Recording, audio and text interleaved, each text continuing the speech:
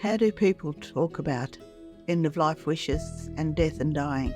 It started with some really difficult conversations about the things I'm most afraid of at the end of my life. Yeah, for me, working so closely to death has really given me a perspective, focusing on having, what's important to me, a good quality of life, fostering those relationships that are important to me. I want to be able to make some fun memories right at the end. So whether it's sharing a vanilla slice with my son so that when he's through his grief, he can look back and smile at some of the things we did at that very end.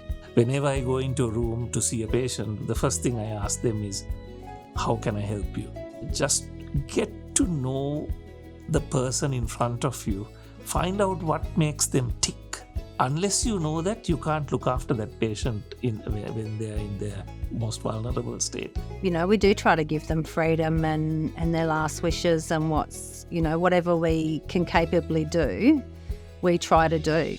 Patient recently was a mad sports fan and his life revolved around a particular sports club. I just made some calls to the team and found out who I could talk to and organised for some of the key players who he idolised to do a video message to him.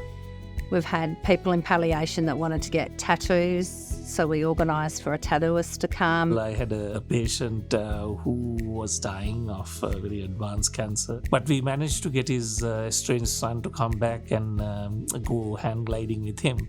And he passed away within a few months, but he actually had a great time. That life is so important because it's a gift that we can't measure it. So it's really very precious.